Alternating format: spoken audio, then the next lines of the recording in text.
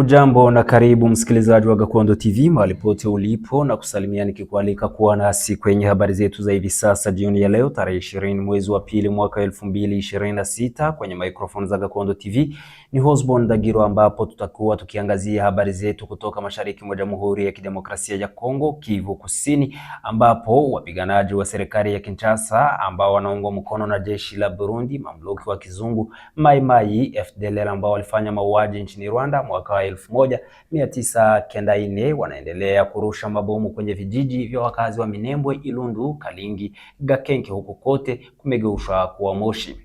Hizi ndizo habari ambazo tutakuwa tukiziangazia. Kama hujabonyeza alama ya subscribe, waweza kubonyeza ili uendelee kuona habari tunazokuandalia kila siku. Katika milima ya juu ya Fizi ndani ya tarafa Minembwe, mapigano makali yameripotiwa kuendelea kwa siku kadhaa pembezoni mwa eneo hilo, ambapo wakazi wa Minembwe sehemu za vijiji vilivyo kando wanaendelea kuhama na kuelekea sehemu ambazo hazina mapigano na twirwaneho AFC M23.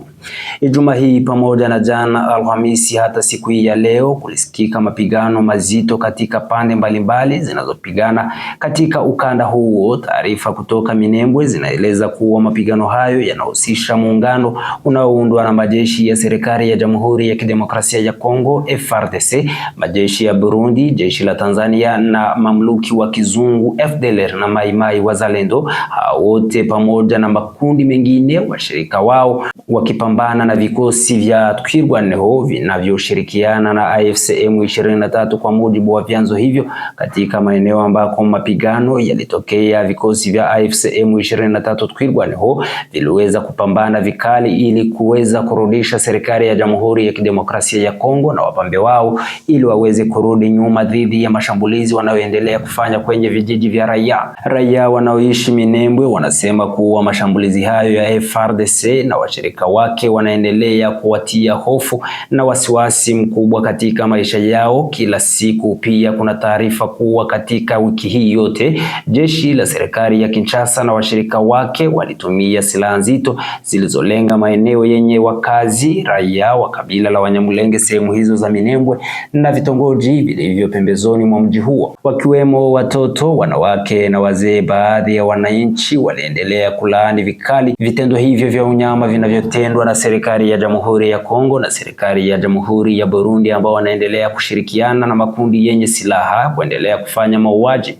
Waliozungumza na Gakondo TV wanasema kuwa mashambulizi ya wiki hii iliyopita yaliharibu nyumba za watu na kuvuruga maisha yao, na huku pia wiki hii bado wakiendelea kutumia ndege za kivita kushambulia vijiji na mingine ya raia wa hapo, na kwamba hata bibi mmoja mwenye umri wa takriban miaka 100 na wa miaka 80 waliendelea kuuawa, na wazee ambao walikuwa wanachunga mifugo zao wanaendelea kukufa wakiuliwa na jeshi ya Burundi na jeshi la serikali ya Jamhuri ya Kidemokrasia ya Kongo kwa ushirikiano na wanajeshi wa nchi ya Tanzania wanaosaidia serikali ya Rais Felix Antoine Tshisekedi anayeongoza nchi ya Kongo kuendelea kufanya mashambulizi dhidi, wakisema kuwa wanapiganisha Wanyarwanda ni Wanyamulenge ambao wana asili ya Kitutsi. Wananchi tuliowasiliana nao waliomba jumuiya ya kimataifa kuiwekesha shinikizo serikali ya Kinshasa ili kusitisha mashambulizi hayo, wakisema yanaendelea kukiuka haki ya usalama wa raia wa sehemu za Minembwe na pembezoni mwake. Katika taarifa iliyotolewa Alhamisi tarehe 19 Februari, muungano wa AFC M23 ulaani mashambulizi ya jeshi ya serikali ya Kinshasa, Wazalendo, Burundi, FDLR, Tanzania na wamluki wa kizungu na washirika wao wote. Katika taarifa hiyo walisema mashambulizi hayo yanalenga Minembwe na maeneo mengine na kusisitiza kuwa hali hiyo haiwezi kuvumiliwa, wakaitaka jumuiya ya kimataifa kutoendelea kunyamaza mbele ya vitendo hivyo vya vurugu na mashambulizi makali yanayotekelezwa na rais wa nchi ya Jamhuri ya Kongo na rais wa Burundi hivi sasa anayeongoza Umoja wa Afrika. Ikumbukwe kuwa tangu mwaka 2017 operesheni za kijeshi zinazofanywa kwa ushirikiano kati ya serikali ya Kinshasa, makundi ya Mai Mai yaliyopewa jina la Wazalendo na jeshi la Burundi Tanzania zimeathiri kuwa kiasi kikubwa raia wa Banyamulenge wanaoishi katika milima ya juu ya Fizi, Uvira na Mwenga ndani ya sekta ya Itombwe. Hadi sasa hali ya usalama katika eneo hilo bado iko tete, huku wananchi wakiendelea kuiomba serikali ya Kinshasa kusitisha mashambulizi hayo ili maisha yao yarudi katika hali ya kawaida. Mapigano yanaendelea huko sehemu hizo za Minembwe, huku mabomu. Vijiji vingi vilivyo pembezoni mwa Minembwe vimegeuka kuwa moshi mzito kufuatia mashambulizi yanayodaiwa kufanywa na muungano wa majeshi ya Jamhuri ya Kidemokrasia ya Kongo na yale ya Burundi, wa Tanzania na mamluki wa kizungu wakisaidiwa na watu tofauti wanaobeba silaha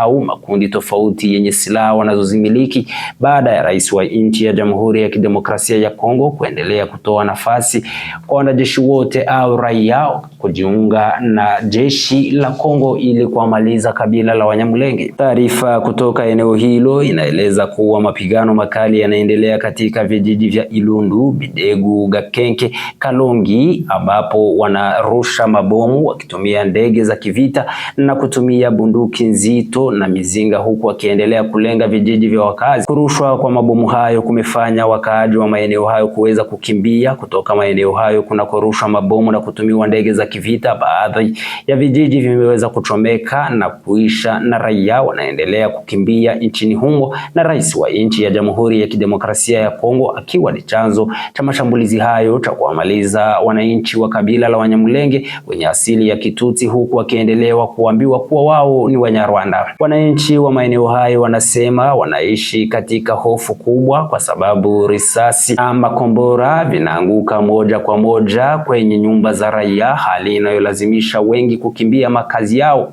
Pia kuna taarifa kuwa tayari baadhi ya watu wamepoteza maisha katika mashambulizi hayo, ingawa idadi kamili bado haijabainishwa kupitia ujumbe wao. Wananchi wanaendelea kuiomba jumuiya ya kimataifa iingilie kati haraka ili kuokoa maisha ya raia, wakisema wanaendelea kuuawa na kuishi katika hali ya hofu na mashaka makubwa. Kwa sasa hali ya usalama katika maeneo hayo pembezoni za Minembwe bado ni mbaya, huku milio ya risasi ikiendelea kusikika katika sehemu mbalimbali za sehemu za Mulenge, ambapo kunaishi raia wengi wa kabila la Wanyamulenge, huku